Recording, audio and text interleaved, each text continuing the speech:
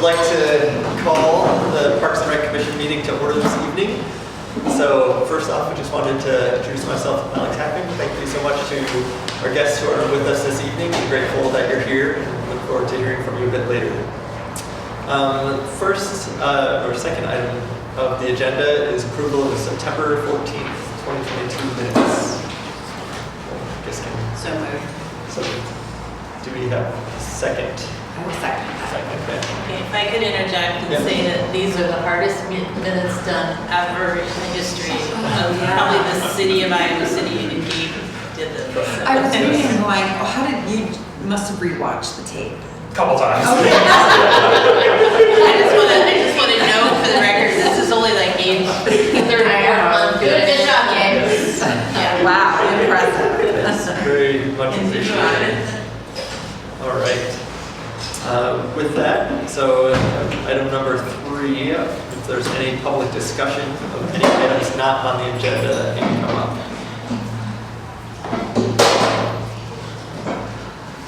Well, with that, item number 4, which I'm incredibly excited about. So Iowa City Bicycle Master Plan update.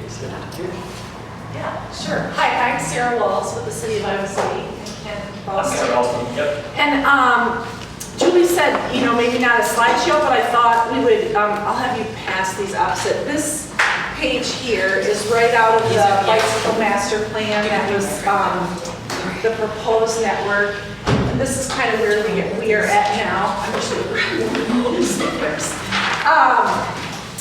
And so I'll just kind of walk you through things real quick. The Bicycle Master Plan was adopted in the fall of 2017. It involved a lot of public input. We had some very well attended in-person sessions where I think one of them, we had almost a couple hundred people attend. There was also on-site online surveys where people could identify problems or opportunities. A lot of the things that are in the plan and that are on this map that I've given you, and on the metro area trails map, there are a lot of routes and things.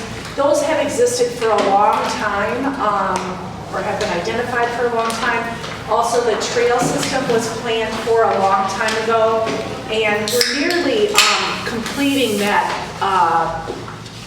Those trails that were planned a long time ago with the completion of the Highway 6 trail. We're getting a segment next year and then another segment in 2026 that'll complete the Highway 6 trail, and then there's a proposed trail that runs down like Old 218. Those are kind of the last big elements of that plan. So like I said, a lot of public input.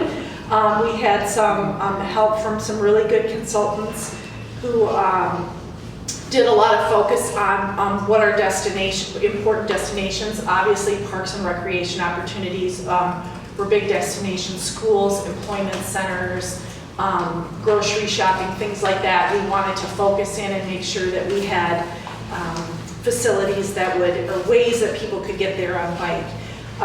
The focus of the plan looked at, and I don't know how many of you are familiar with the League of American Bicyclists, the City Council. One of our goals was to get a gold designation from the league. Right now we're at silver. I would say probably when we complete some of the next projects, we'll probably get to gold. However, one of the odd things about Iowa City is that our street network, compared nationally to other street networks, we're very low speed. And for an odd reason, we get docked for that in the league, because we don't have lots of bike facilities on high-speed roads, because we don't have high-speed roads. So it's something that when you're in other parts of the country, or even like someplace like Des Moines, or Cedar Rapids, or the Quad Cities even, you'll see that a lot of the roads have much higher speeds than we have here. So I think it means that what facilities we do have are friendlier. But anyway, we do get docked for that. So just a little bit also about, as we're looking at things that are in the plan, actually being on the ground and seeing what the conditions of the road are like, looking at some additional information that we have now that we didn't have then. We have a lot more of what's called Strava data, which is an app that a lot of bicyclists or a lot of recreational and competitive bicyclists use. We can kind of kind of hone in and see where people are riding and do some evaluation from there.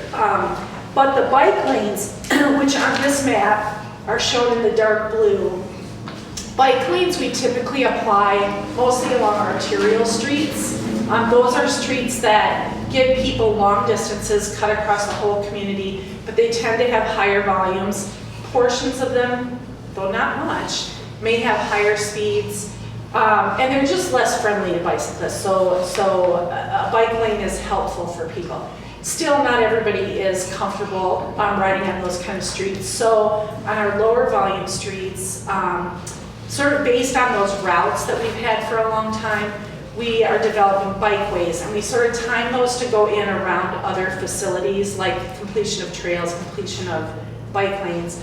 And along those, you'll see the little emblem that I've shown here, this little blue emblem will appear periodically along that street, and then there will be wayfinding signs that get people to important destinations like schools, like parks, like bike trails. So that's what we do with those. Getting to those on-street facilities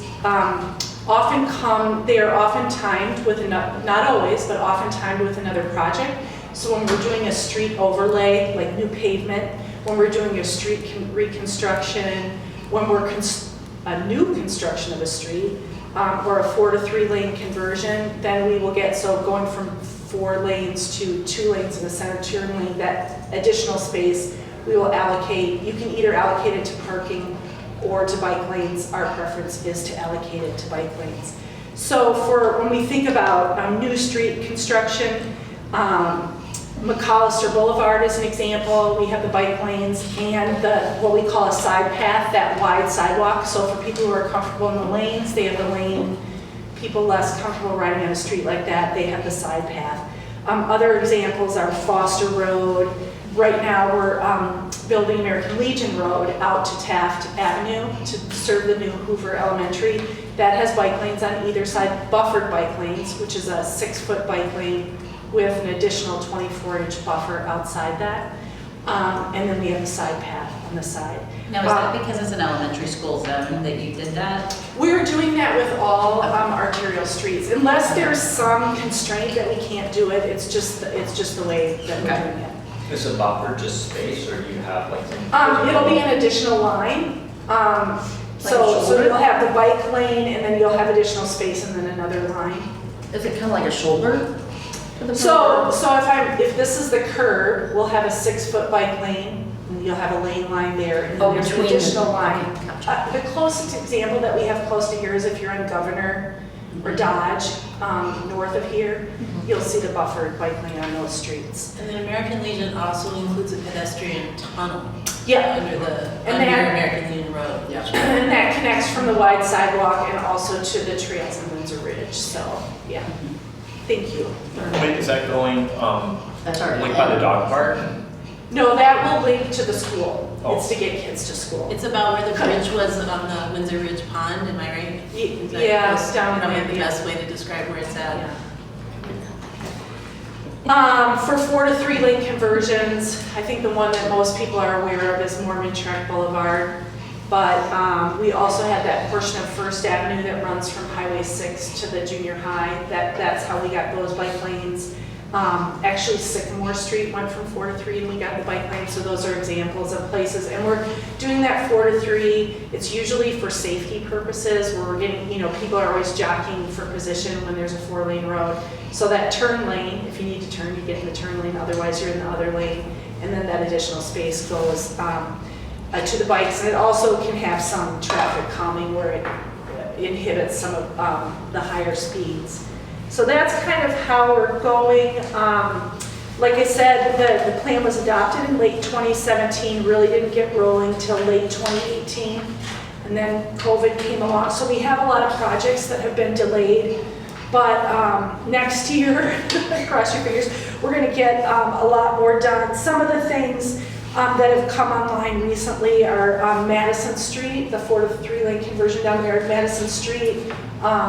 Sort of from the CRWC over to Market now has bike lanes on it.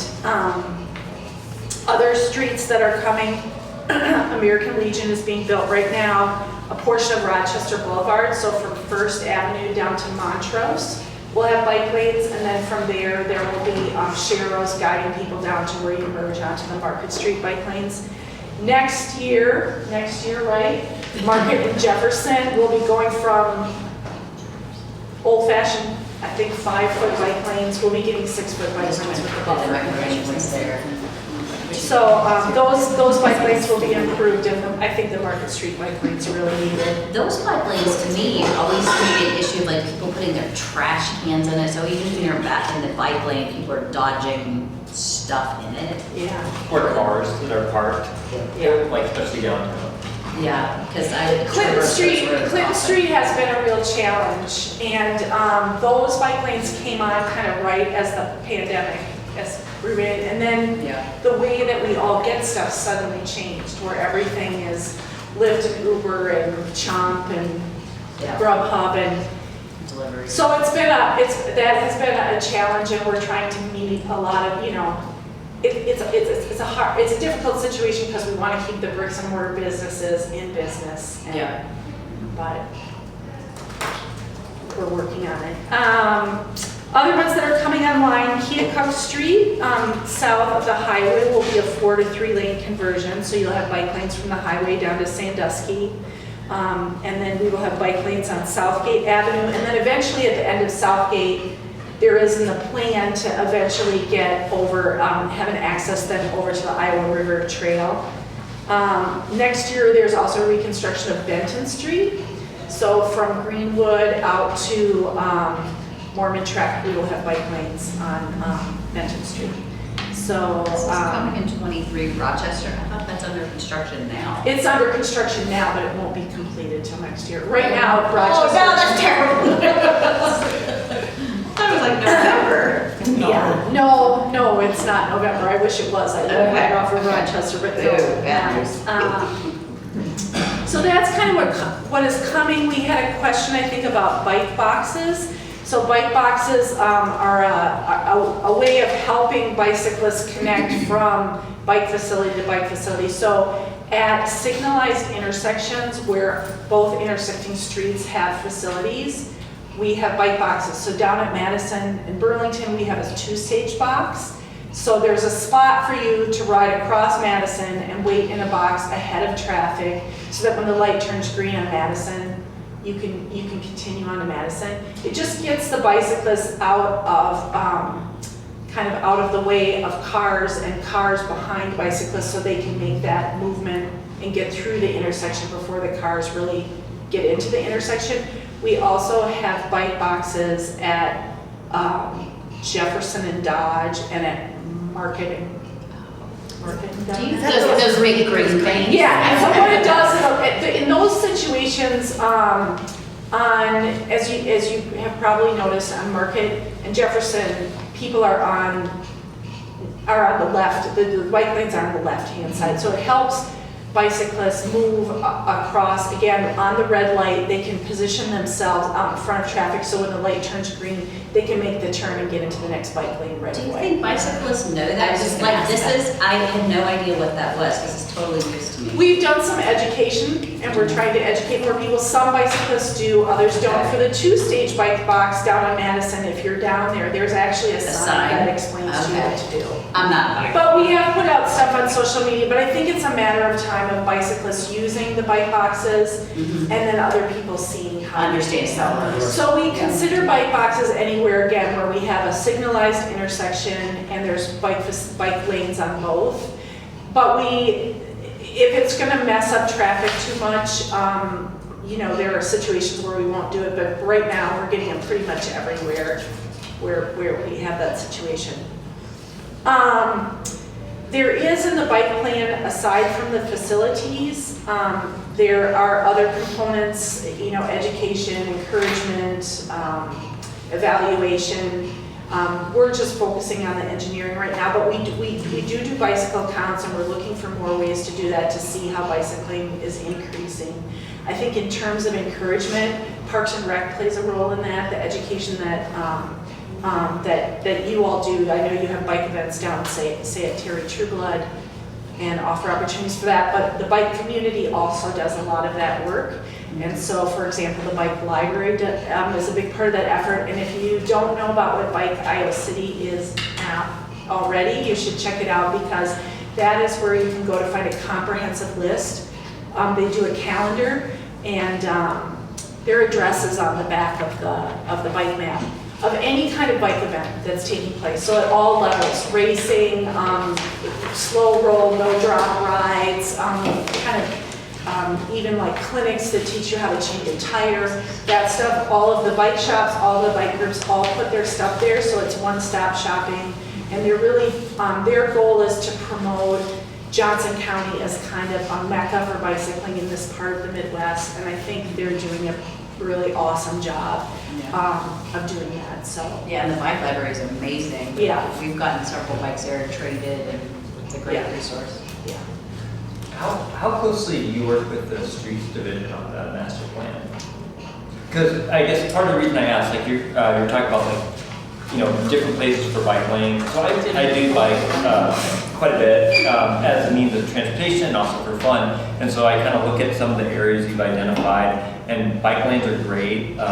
But I think some of the more popular, especially coming from the east side of town, some of the more common ways, and even some of the ones you have identified here, like those roads are not in great shape. And so you might have Friendship going down Market, like you might have a bike lane, but if the road is if the lane is in poor shape, it's, I'm not gonna ride in a bike lane, right? So that's where, that when I was talking about the new, you put them in with resurfacing and things like that. Now Friendship Street won't get bike lanes. So typically when we're gonna do bike lanes, for one, you have to have a wide enough pavement width on the street to do it.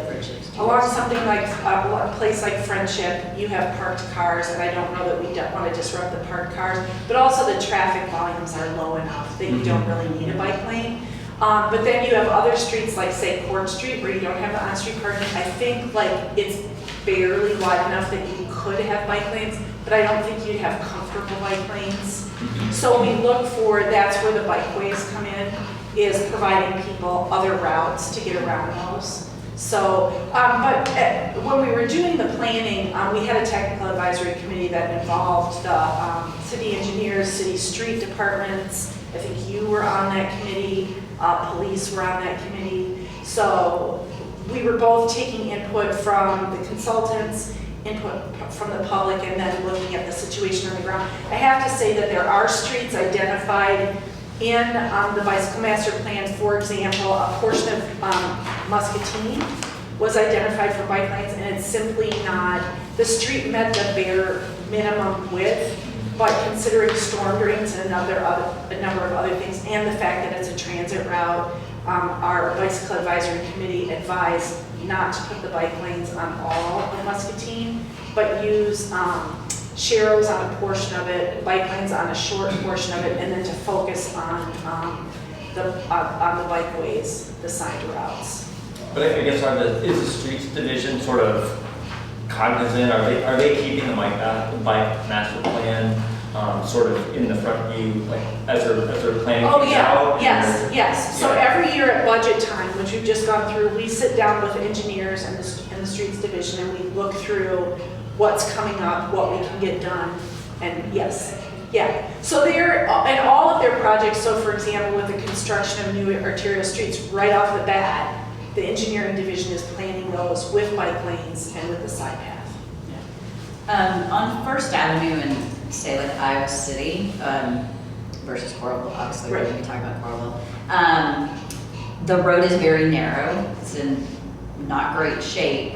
I don't think it's ever going to be wide enough in its current configuration from, say, Rochester through Muscatine, other than the part up by Hy-Vee, that's ever going to be wide enough to do anything. Do you ever consider widening the sidewalks, say, in front of City Hall instead? Actually, that street does call for a side path. That eventually we will get that wider sidewalk.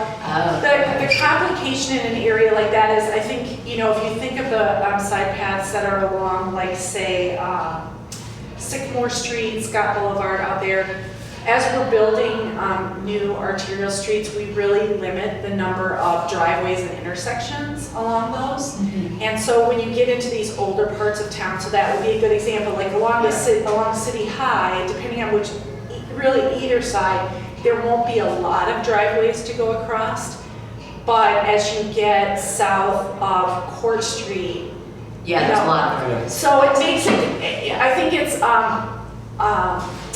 a good application for like people who are riding, who maybe are less comfortable, or kids going to school or things like Yeah, that. because But there's you a do- lot of. But there is that safety concern then of the number of intersections and the driveways. Yeah. But the plan does call for a side path. Yeah, because along. my husband's a frequent biker and he doesn't go on that road because it's very hilly. There's nowhere to go if a car is right on you or whatever. Yeah. I mean, it's a pretty dangerous Yeah. road for bikes. Yeah. First Avenue right there is. Well, it's certainly uncomfortable at certain Yeah. times of day. I would agree with Yeah. that. And then I would say like up until you get to about Washington Street, and then north is really hilly. Right. The rest is fairly Yeah. level and comfortable, but I see bicyclists biking on there, and yeah, the traffic is piling up behind him, and I'm, because you can't really, You can't go around. well, you because can't, there's traffic. it's hard to get far enough over, depending on how much traffic there is for people to get. Yeah, but to around. me, like, if, you could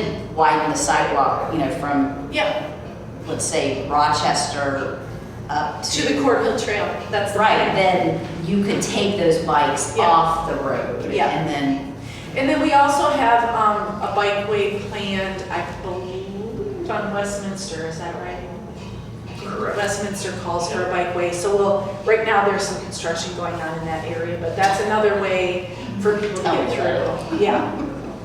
Has any input been taken from non-bicyclists as far as this? The reason I'm asking is because I'm not a bicyclist, but as a driver, I sometimes feel bad for the bicyclists because, I mean, you've got 2 lanes of traffic and it's like you're trying to pass and you don't want to get too close, Right. but you don't want to hit the other car and, so it can be very uncomfortable for the Anyone driver. could provide input, and we did get some input from non-bicyclists, which was mostly like, I don't want bicyclists.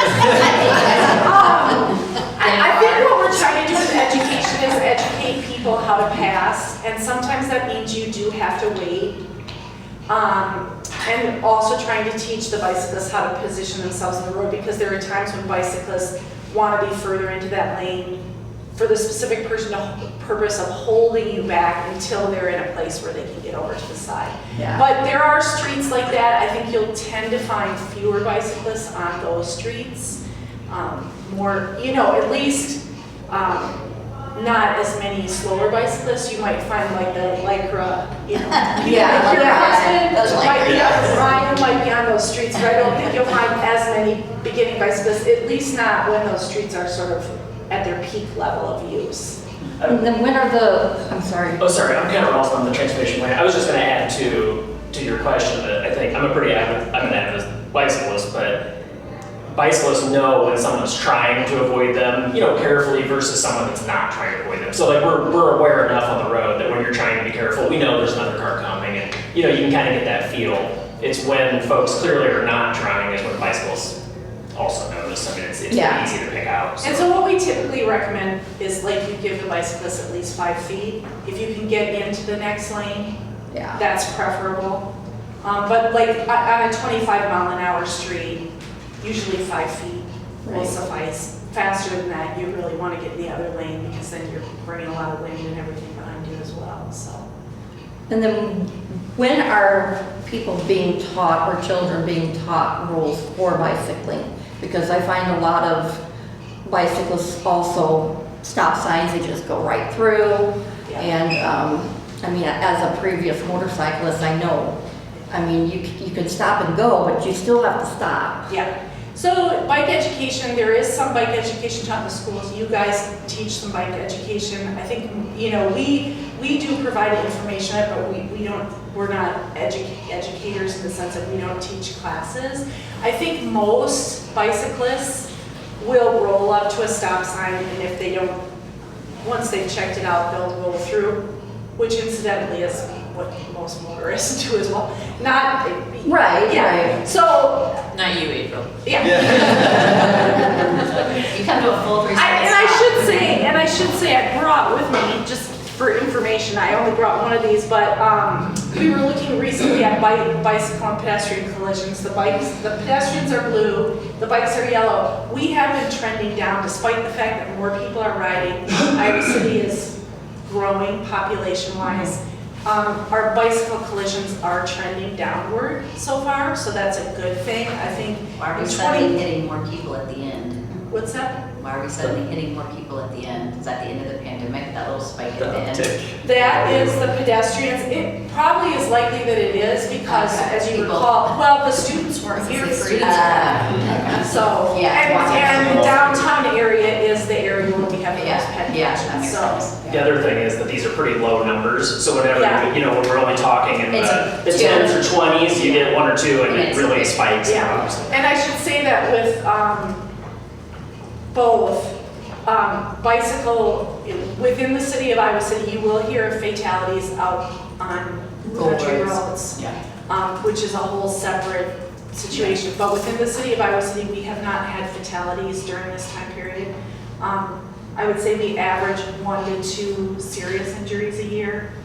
Pedestrians, that's a different situation,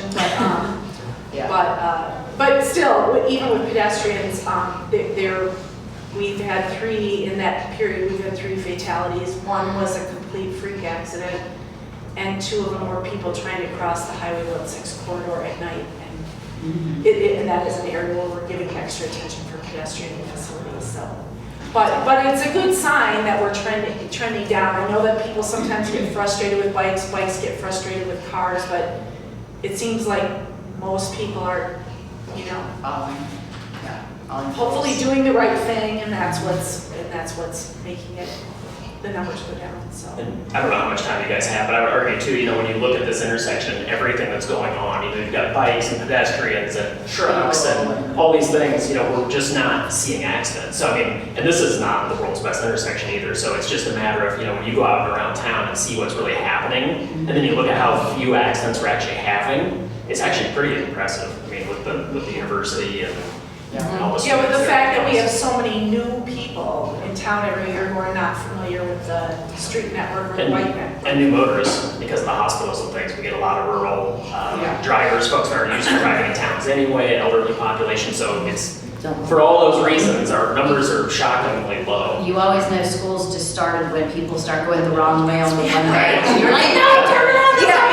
And I should say that, at least, I'm not sure about with bicyclists, but pedestrians nationally, the trend was a great increase after 2020 of people being killed and struck by cars, and that was not our experience. So. I was just going to ask for final questions here as well. I think I have 2 others, but one is dangerous intersections. I think the master plan identified dangerous intersections. What's kind of the outlook for addressing the most dangerous intersections for bikers? So we look, how often do we do? So sort of, when we have time, we actually do a collision analysis. So we look at every intersection in the entire urbanized area, because we also work for the other communities, and actually look at those high collision locations and actually look at countermeasures and how to correct them. Sometimes there's countermeasures and sometimes there's just not. So every 5 or so years we go through this exercise. To be honest, more often than not, there's not a lot we can do. It's just a matter of, you've got intersections like this, you've got literally millions of vehicles a year if you actually add up the average daily traffic passing through these intersections. So often there's nothing we can do, but we do look, we make sure the signage is correct, we can update the pavement markings. Sometimes it's geometry, and sometimes we rebuild the whole intersection. That happens. So a few things that we extreme just do routinely is in the downtown area, and this probably benefits bicyclists well. For many of the signals, there's a leading pedestrian phase, so the pedestrian gets the go before the motorist. You'll notice the yield to turning traffic, yield to bikes and ped signs. You'll see those. We put in countdown pedestrian timers. There's things we can do, but once we've exhausted all those tools, sometimes it is difficult. But also, when there is, on the occasion when there is somebody that gets in what appears to be a serious bicycle accident within, or pedestrian situation in Iowa City, we'll usually be aware of that right away, and we'll go out and look and say, is something, like, is there something obvious that was going on up here? So So do you guys work timing the lights for cars also? We do, yeah. Okay, because we need to work on Highway 6, because I traverse that.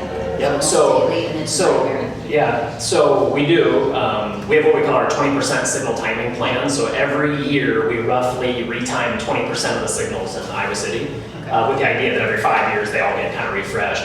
The issue that we suffer is that these corridors like Burlington, like right now, if you go east to west, west to east on Burlington, you guys know you'll get stopped at every other, if not every intersection. If you go through at midnight, it'll be greens from one end to the other. Yes. And the reason I've done is because of the pedestrian push buttons. So whenever somebody hits one of these pedestrian push buttons, we have to give them extra time to cross because they're on foot. So that then throws out the coordination. And they'll catch back up, but then somebody else hits it. And once that happens all the way through the corridor, there's really no way to keep them coordinated Okay, until everybody is essentially gone, and then they'll catch back up. yeah, But then because, as soon as somebody hits one, it throws them out of I go from Menards to Yeah. First Avenue in Iowa City like multiple times a week. And sometimes I'll get lucky, and like you said, I'm like, I hit every line, oh my God, this is like a miracle. And other times, like, literally Every light, yeah. and it takes a long time to get down that road if you're Yeah. hitting there's a lot of lights. And then some of those signals are running free, we say, so as long as there's nobody on the sides, the opposing traffic, it'll just stay green. Yeah. But to do that, every time somebody comes up, it has to trip it then, and it throws it out of coordination, which is probably what you're experiencing. Okay. So there's Yeah. limited ways to do it, but we do, we try. We can't retime the corridors that are under construction, obviously, we avoid those. But every 5 years, we try and refresh the whole city. Yeah, because just in the years I've been driving it, Highway 6 is getting more busy Yeah. by the day, it feels like. And there's a lot of traffic on it Yeah. all the time. Thank you so very Did you? I did have just a quick question. As we plan these trails and routes, you're obviously looking for connections for people to get places. Do you also take into consideration trying to connect habitat through corridors? Like, we have a ton of nice trails on really beautiful, like our waterways have nice wildlife areas for people to ride and walk through. And do we try to connect places with nice wide swaths of habitat so animals can get from one place to the other as well, from like City Park to Hickory Hill, or True Blood to Sycamore Greenway to usually what I think the corridor is the creek system and the ravines, because there is no development in there. The bike system, the bike lanes and stuff just follow the streets. But the bike trails are in places where are typically in floodplain. So you think of all that, and in places where their development is either discouraged or you can't develop. So along easements, like sewer easements and things like that, is where we get, like the Sycamore Greenway Trail is along infrastructure. Yeah. you can't do it purposely. Yeah. I think Julie and Tyler probably do it, but I don't think it's not top of my mind. It's not what I'm good at. I would say just observing in East Iowa City, there's an awful lot of traffic with wildlife just along Russell Creek. Yes, that is true. I think that, just as someone who bikes around here, I think things are noticeably better, getting better. There's still a lot of things to do, but and you can see it, just in the last few years. I appreciate We that. do have people who Yeah. ask, when we put a bike lane in, are you seeing a lot more people biking? And an individual bike lane isn't gonna do that. Right. Once we get this network, so really, I think with the completion of the things that we have on this map, even though there are more things to do, I think that's when you'll really see that, when that Highway 6 trail is complete, and that's really gonna help a lot of people get through a part of the community and connect people. So it's when the network is complete, then we can really start looking at, are we getting more bicycle ridership? And then it always helps if the price of gas is higher Yes. as well, so. And I appreciate your comment, Brian. I would argue that, if you're not an avid bicyclist or you don't get out and walk a lot, to actually take, our trail map and actually kind of explore a little bit. I'm sure most of you are familiar with a lot of this in the perk system, but I would argue that we're probably in the Midwest, we may be the easiest place to get around right now in terms of like alternative modes of transportation. I mean, with bikes and peds, we have a great network. It's only getting better, but I would argue, really, besides Madison, Wisconsin, and some of our larger communities around, we're probably one of the best, to be honest. And this is, this has been happening long before Sarah and I even started. I mean, this has been something the city and folks like yourselves have been interested in for a long time, and it's finally kind of coming to fruition. And are there grants and stuff that we can apply for? Yeah, we do. So one of the things that we do with the MPO, part of our job, is that's federal grant money. So there's money that the city kicks in. Sure. And then Matches most of our, so grants. with the streets, they get STBG funding, Surface Transportation Block Grant funding.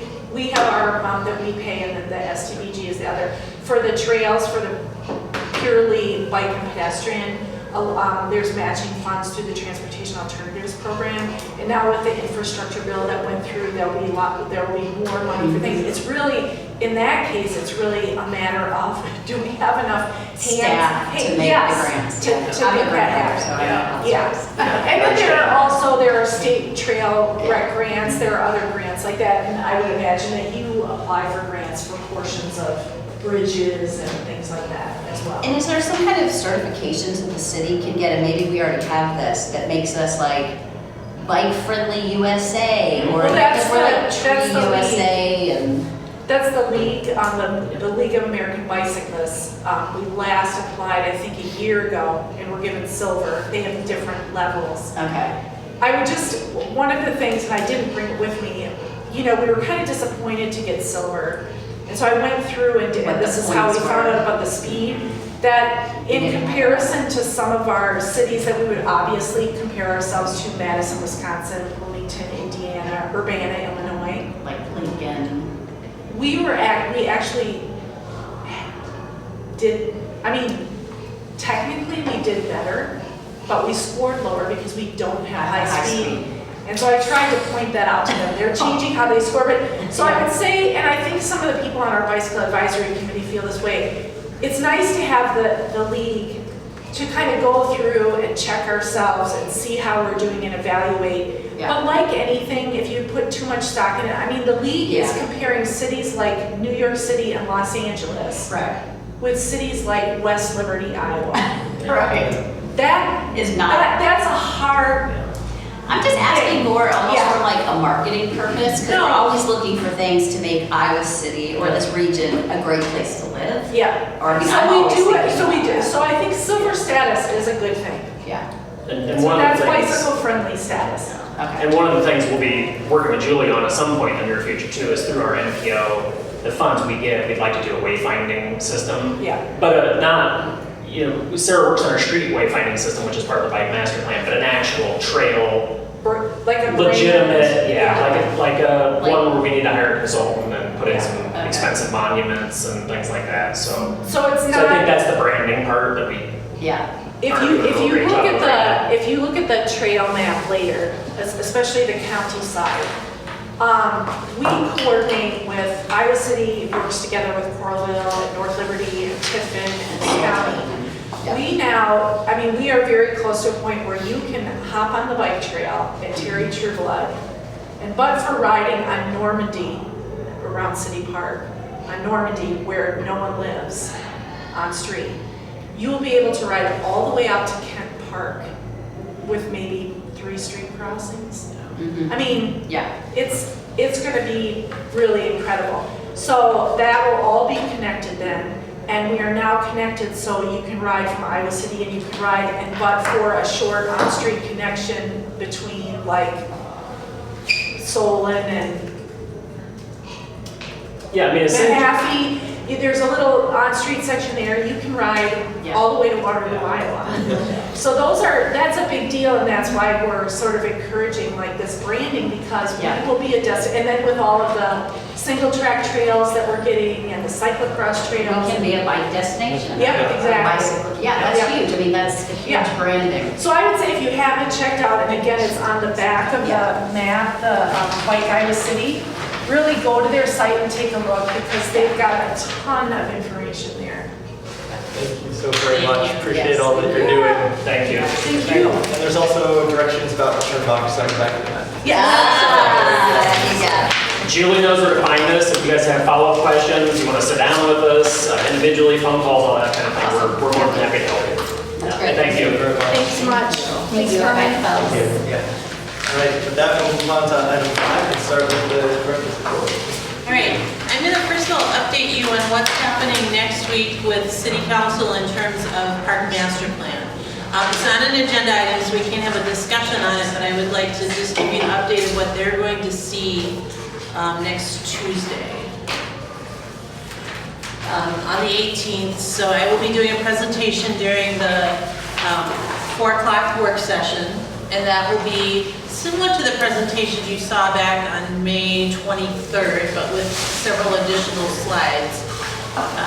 But one of the slides that's towards the front is going to be a summary to help them walk them through, and if you could just stay on the front page for a second, walk them through what they're approving if they approve the plan on Tuesday, because there's a lot of confusion about that.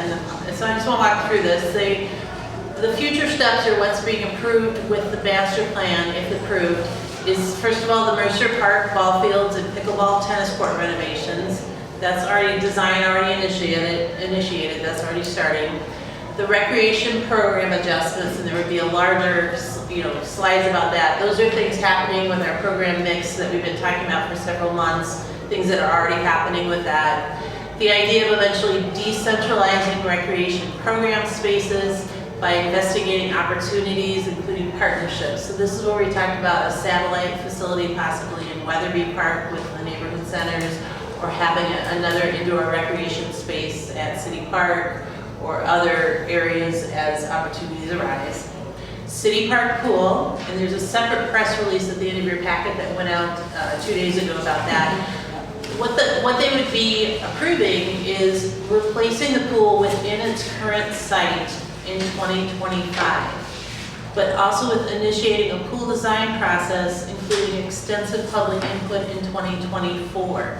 So the concept schematic design that's been out there since phase 1 is just that. And it can be massaged, changed based on that next, but what the plan is saying is that it has identified that the pool really needs to be fully renovated, replaced basically within the fence line that's there. And if it went through for 25, there wouldn't really be a pool season in 25. Is that- Correct, that was a big question I got today too. Most Yeah. likely you'd be closed Need for the an full season. entire summer. Yeah. So, and then Mercer Scanlon, and you'll see this for both rec centers, it says to go ahead with the current annual repairs. So at Mercer, that means replacing the roof, which is in the budget, or will be the next time you see it. Continue with those annual maintenance repairs. Consider expanding it with the gym, the indoor walking track, the warm water pool, and accessible hot tub in 2026 or beyond. So after City Park Pool project is completed. And then here at Robert A. Lee, it's continue with annual maintenance repairs, track and report the attendance each month to the Parks Commission, and then consider the future of the pool in 2026 or beyond with Mercer Scanlon facility discussions, or if there's extensive renovations, repairs needed to continue operations before that, that might change that timeline. And then to monitor kind of the west side developments for future rec space. So that's the things that they would, if they say yes on Tuesday night, that's what they're approving. So if you could help get the word out, they are not approving closing any facilities, including Robert A. Lee at that time. And there's been a lot of, I've come to realize, as we've sat down again with the Friends of Robert A. Lee, there's a whole lot of confusion out there between us changing our operating hours and reducing those afternoon and mid-morning hours and closing the pool totally. And two different, one's master plan related, one's not. So I think we're on the road to helping explain that some, but closing the pool is actually not the recommendation of the master plan. It is to continue to look at the numbers and cross that bridge after, and if those other things happen. So they'll get this on a slide during the work session, and this will also be shown during the council meeting to help everyone hopefully understand that if they approve the master plan, that's the parts that are being And is being there reviewed. budget numbers with, or No. estimations with any of this? Not necessarily, because this is a vision master plan. We have some, and there's some in the larger reports. But once again, those are probably things that come further down the road when you do specific design. Why is City Park Pool pushed out to 2025? Is it just kind of a budgetary Yeah, consideration? it was plugged into Bond. 2025 a couple years ago, so it's been sitting there, and that's probably. And is it because we're potentially needing a bond to do that? Maybe, maybe not, but the capital improvement budget, you're up against the bicycle things you just heard about, the road improvements, the bridges, and everything else. There's only so much money we can bond for citywide, so things get slotted in, and that's where it's at for right now for that. The next thing you have is the executive summary that will be posted online Thursday, tomorrow with the council packet. The version you have is still draft. Please notice the draft markings. We did some edits this afternoon that went back to the consultants, but this is the gist of what's being recommended by the plan. If you go to this third or fourth page, you start with short-term opportunities, midterm and long-term goals, which matches up with what we just talked about. Funding and timeline. So you have that, and then the final thing I gave you was, we did a press release about City Park Pool specifically this week, just because there's a lot of other information out there that may or may not follow what's actually happening. So we tried to get ahead of that a little bit. I will be speaking with the Historic Preservation Commission tomorrow night at their regular meeting, because they have a group that is asking see if the pool would be considered a historic site. Oh, no. So we'll see what happens with that. So part of this information is about that and what the plan is saying. As you remember, the idea is to redevelop it in a way that keeps the aesthetics of the current pool, the current size. A lot of the discussion about the actual shape of the final pool project, that's still to be determined. So if you can help spread the word, if people really want a rectangular pool, I think we can make it happen with the kind of amenities we want. It's just a little bit different footprint of the pool. So there's still a lot of possibilities that would be readdressed in 2024. Is the historic push by individuals that want to keep it from being changed? Is that for what reason? I'm not 100% sure. Because, I mean, having something designated historic is a whole different can of worms. Okay. Like, a whole different than this one. So that's the update of where we're at on the plan. So next Tuesday, the 18th, council will have a larger presentation during the work session at 4 o'clock. There's not public comment back and forth during the work session. But you can't go. You can go, yeah, please do, come if you'd like. And then it is, right now, it's the last item on the formal council agenda, so it could be late because it's kind of a beefy agenda. And I will do a short presentation then. We've talked, I think Missy's going to speak in terms of the both the steering committee and the Parks Commission with what you've approved in the last month. And then there will be time for public comment and the council to take action, not take action, table it, do a whole number of different things. We just don't know exactly what happened at that point. So, okay. Most of the items that are talked about in the master plan have now been programmed into our new capital project budget, which with this group we typically go over in November, so you can see where those are. Some of those things are plugged in for future years. Okay, that's my primary. Brett?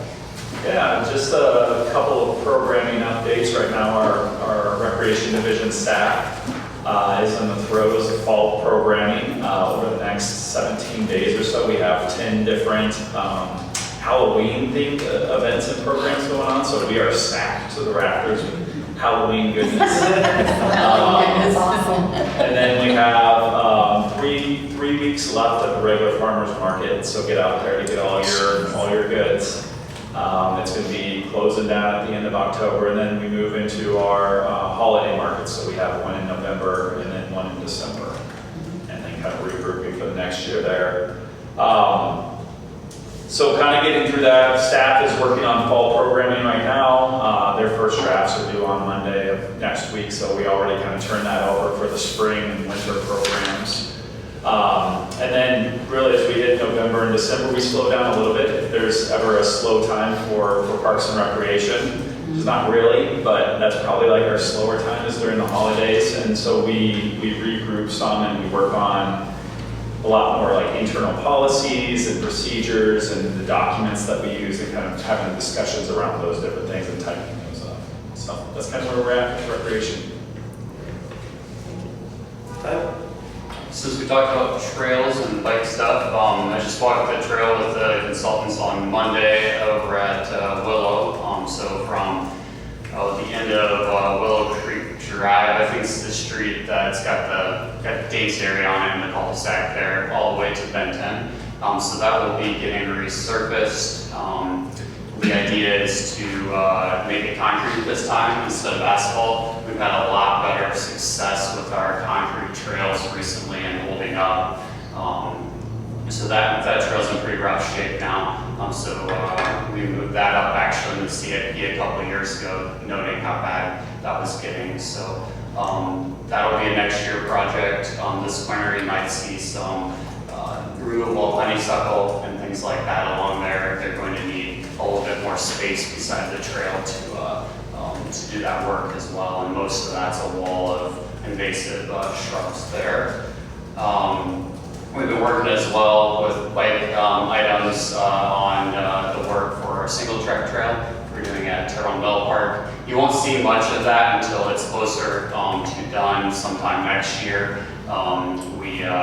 We're going to do the work in the interior before we connect pieces so we can keep people off of it while we're doing the construction of that. Is that started yet? Yeah, we've done some cleanup and some tree removals in spots.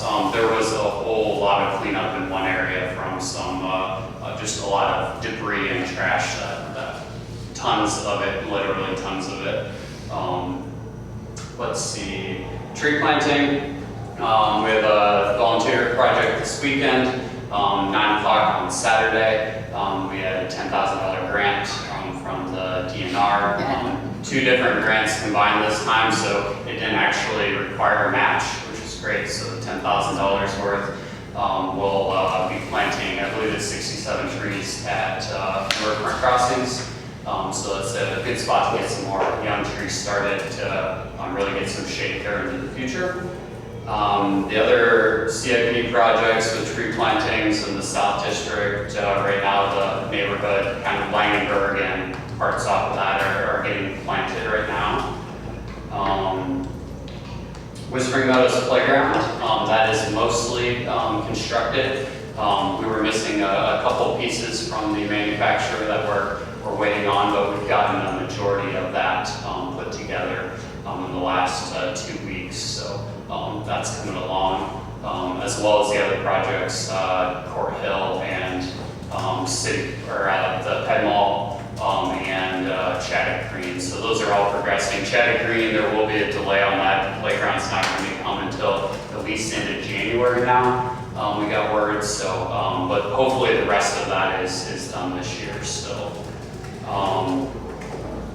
Let's see. We had meetings for or a meeting for Kiwanis Park last week, and there'll be another meeting coming up in the next month or so here, still this before the holidays, to take that input that the public provided and the consultants looking at designs now, and then come back to everyone presenting that and making any adjustments that may be We had needed about there. 42 people come from that neighborhood. We sent out over 3,000 postcards to let people know the meeting was happening. And at the time that next round of that one is, we will be having a round of public input for Hunter's Run as well. So that'll be another project for next year. Other than that, we're gearing up to help streets with leaf collection next month. So we always work in tandem with them, provide a couple of staff members each day, and some of our staff come in to get overtime on the weekends to help them out. So I know everyone is a fan of the program. We're working a little bit on some public engagement with other ways you can control your leaf litter besides just putting it all at the curb. It's great for your lawn in most instances if you get it chopped up enough, or if you chop it and bag it, it can be mulch in your planting beds. So lots of good things you can do besides just, all of it going off to the landfill or going off to farm fields around. So farmers even use it in some instances. So it's good fertilizer as well. So. Do you compost at all, or what happens to all the leaves you collect? I don't know what the process looks like once it gets to the landfill. I know they do a pretty good job with compost and other uses of things, so I'm sure there's something, but I'm not sure. I think they try to get it out to farm fields first. Yes. They have a number of places that take it and they dump it that way. And then, but I don't know exactly what happens with it, what's left. It could become part of the cap layer as well, because they need that in some spots of the landfill, but that would be a guess as well. So. For you said Saturday, Yeah. are there still needing volunteers, so or who's? I think we should have a pretty good number of volunteers, but anyone is welcome. Rotary will be volunteering with that. And I know the one group was excited because they meet right at Big Grove, the new group too, so it's right by there. It's kind of their backyard where they meet. We've invited and talked to Becky with the county, with county's sustainability. We've invited her to ask around there because we had been getting a request. People use that on their lunch breaks and other breaks throughout the day to come over, so a few people might be joining from that too. You can just join in Rotary and be like, great, new member. Maybe doing that, so that's There you great. go. Yep. Appreciate all that staff does, so definitely as members of the commission, I know we all love the parks and recreation opportunities here that are provided in the community, so thank you for the hard work, not just by you, I know we see the faces here, but we know that there's countless staff as well that work behind the scenes that I'll be sure to extend our appreciation to them as well. Thank you. All right, move on to item number 6, nothing from me from the chair's report. Moving on to item number 7. Maybe we'll start over here with Brian. Anything you'd like to bring before the commission? No, none. I just have 2 questions about 2 different parklands. The Hickory Hill Park, where are we with the redevelopment? Where's the city council or what they're planning and zoning? It looks like they're starting construction back there. So we will be getting the land donation, but not until all the public improvements are completed on the development. So Okay. I don't know if we've heard any more, Tyler, anything I else? think there was a specific time frame yet, the last we had asked. It just kind of depends. But maybe on- like next spring we would start incorporating it, or is that too early? Yeah, I guess No. it's gonna be a little longer than that. Okay. I think it's generally open for people to walk through and whatnot, but, Yeah, well, they're definitely starting some stuff back there. Yeah. And then another second question, years ago, before Riverfront Crossing was what it is now, kind of in the pre-phase, there was potentially several phases of additional things that might happen back there, maybe an amphitheater, Yeah. and maybe it was some land acquisitions issues.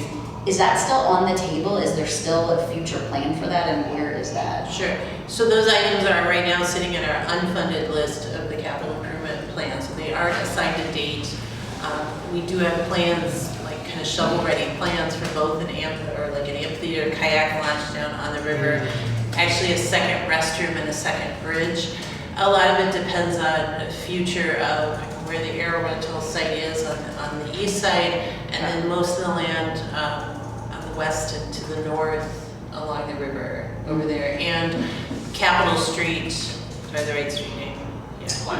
Clinton Clinton and Heads Capitol. into it. Yeah, that intersection will get reworked, but a lot of that depends on what happens to the land just to the west of that. So Okay, so it's kind of, at this point, it's all kind of on hold, but the plans are still out there. okay, I'm just curious, we talked about it a long time ago. I was aware of that, so. I mean, I just want to add, last meeting was pretty interesting. And as I was looking back through everything, I wish I could change my vote to nay, to not moving forward with the master plan for Mercer Park. So much went into that, the study, everything. I felt like, oh, maybe I'm letting some of the loud voices take over for what was years and thousands of other people planning it. So I know I can't take back my vote, but if I could, I would. So I just want to get that on the record. Yes, I echo Connie's statement. I feel like it was a very intense and confusing process. It was even like up in the middle of the night thinking about my vote and the misrepresentation of so many other constituents and things that went into that master plan, the statistically valid survey and outreach that staff and the city did prior to that middle phase that we were focusing on. And I think that it was also very difficult to have a robust conversation among commissioners because the crowd was so loud, booing and clapping, and obviously we can't control the crowds, and it is a public meeting. But I think that moving forward, especially if we're going to have new commission members coming on board, that it might be helpful in a future meeting to have some sort of training as far as training, I don't know if that's the right word, but just to, so that we just have I have more confidence. Like, I'm very happy to give anyone my opinion, but I was surprised at how intimidating that was. And so I can't imagine for a new person that doesn't even know, comes in new to 40 people sitting. Yeah, and so I think that there's just more, maybe if there was some sort of training that we could do additionally for commission members so that when we are faced with a really tense conversation and loud public comment, that we would feel more confident as commission members to be able to put that aside and talk, because I feel like I wasn't able to voice a lot of my opinions, and I feel like there were other people here too that really couldn't. Was the vibe I got anyway. But anyway, I said that if that could be a future agenda item, I think that would be. Yeah, and that would, Missy and I talked earlier this week about some of this too, and I talked with our city attorney's office, and they are willing to come in next month or maybe in January, depending on what we do with new members, and do an actual training so that you help, because that was a lot. The last couple meetings have been a lot for all of you. We realize that. So thank you for sticking with it. So. Didn't we ultimately vote to kind of proceed with, that was my understanding, that we didn't. You did. Okay. Yeah. But without the pool. But the timing of it was confusing. Yeah. So it I is. was kind of confused, yeah. It is to go to this, and it is that you would look at Mercer and Robert A. Lee pools at the same together instead of one in front of the other. And then that way you can decide what makes sense based on counts and usage. And Yeah, they were confusing motions even after the fact. I guess I didn't necessarily think that our vote, given what we voted on, I didn't think that we kind of tailored our vote to the crowd, but maybe I'm misunderstanding what I voted on. And unfortunately, I have to stop you all. You can't really have a discussion about it now either, because it's not on the agenda. Okay, So, sorry. yeah, I hear you all, and I think more training, and this is more typical, had been very much more typical of our meetings. I've only, as my third meeting